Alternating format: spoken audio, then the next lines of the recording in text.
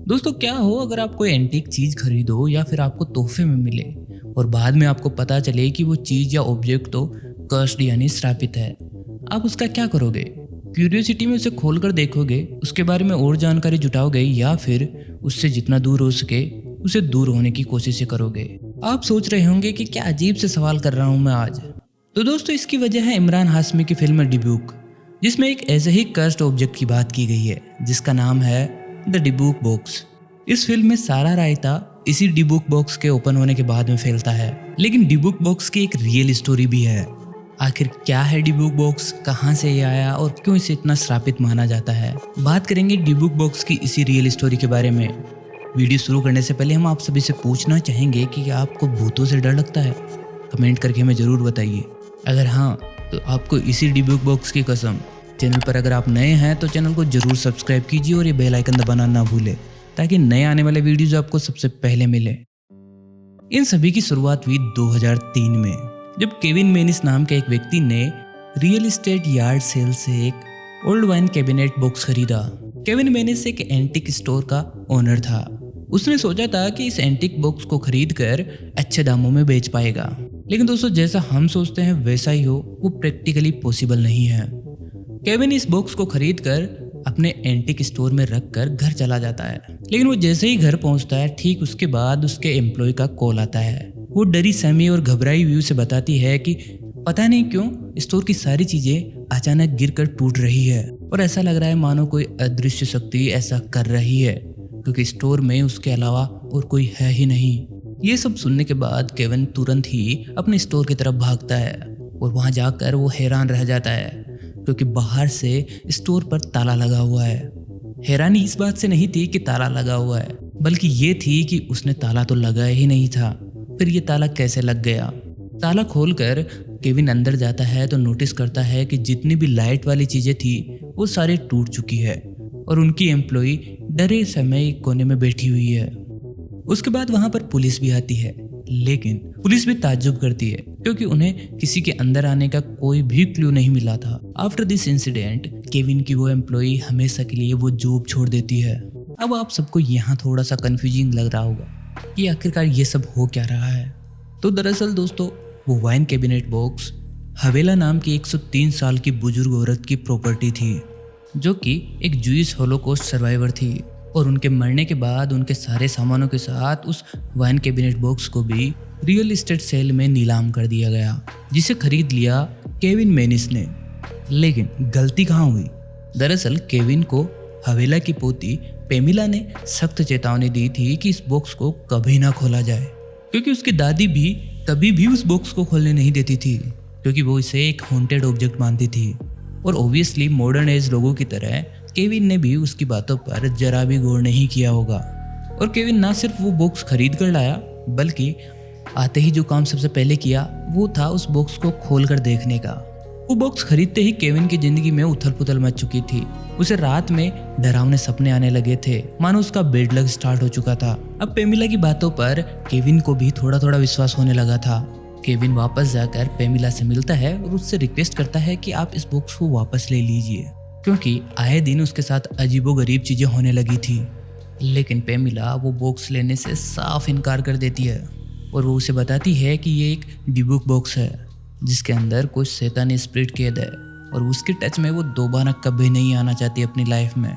दिन ब दिन ये बॉक्स केविन के लिए परेशानियां खड़े करते जा रहा था। केविन भी अब इससे परेशान हो चुका था और वो किसी तरह इससे छुटकारा पाना चाहता था। इसीलिए उसने थोड़ा सा दिमाग लगाया और ऑनलाइन ईबे पर उसे बेच डाला, जिसे एक कॉलेज स्टूडेंट ने खरीद लिया। लेकिन खरीदने के कुछ दिनों बाद ही वो स्टूडेंट उस बॉक्स को वापस रिटर्न कर गया, क्योंकि उस बॉक्स के खरीदने के बाद उस स्टूडेंट के साथ भी वो ही सब चीजें हो रही थी जो केविन के साथ हुई थी। केविन के पास जब ये बॉक्स फिर से वापस आ गया तो वो थोड़ा परेशान हो गया। उसने फिर से अपना दिमाग दौड़ाया और उस बॉक्स को अपनी माँ को गिफ्ट कर दिया।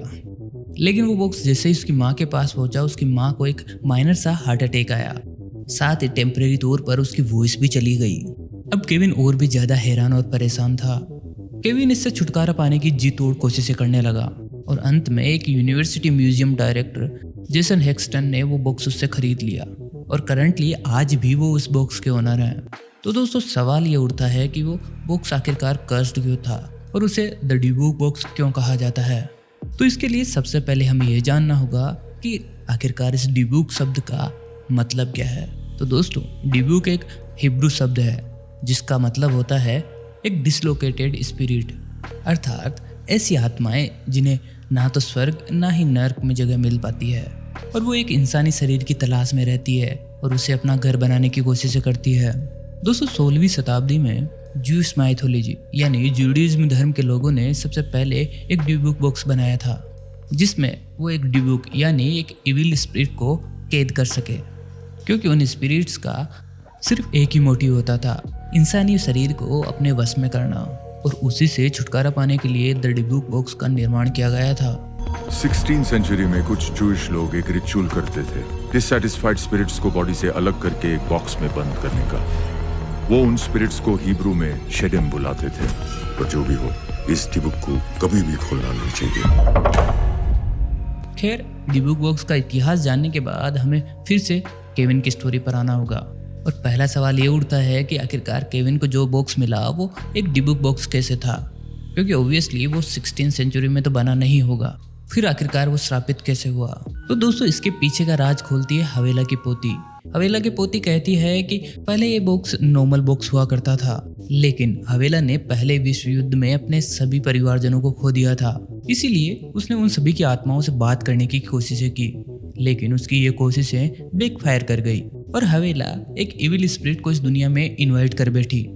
जिससे बचने के लिए हवेला ने जूडाइज्म धर्म के द डिबुक बॉक्स तरीके का इस्तेमाल किया, और चूंकि खुद वो एक ज्यूस थी तो उसने सारे रिचुअल्स फॉलो करके द डिबुक बॉक्स के अंदर, उस वाइन कैबिनेट के अंदर उस इविल स्पिरिट को कैद कर दिया और दोबारा उस बॉक्स को कभी नहीं खोला।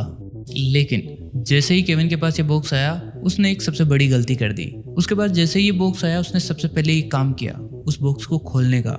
केविन को उस बॉक्स में कुछ अजीब चीजें भी मिली, जैसे 1920 की 2 कॉइन, एक ओल्ड कैंडल स्टैंड, एक गोल्डन वाइन ग्लास, एक सुनहरे बालों का गुच्छा, एक मुरझाया हुआ सूखा गुलाब का फूल और एक ज्यूइश प्रेयर स्टोन।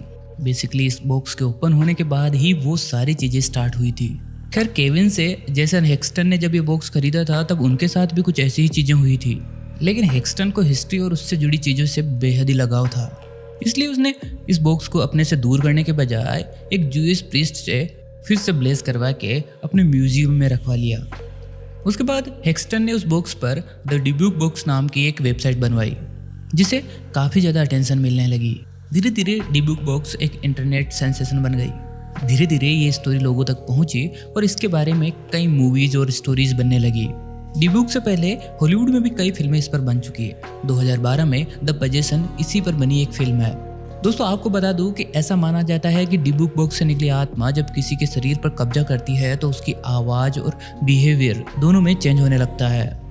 लेकिन ये सारी कहानियाँ इंटरनेट पर मौजूद है, ये कितनी सच है कितनी झूठ किसी को कोई आइडिया नहीं है। और अगर आपने बुराड़ी केस पर नेटफ्लिक्स की documentary house of secrets the Burari deaths देखी है तो आपको ये सारी चीज़ें समझने में ज़्यादा देर नहीं लगेगी।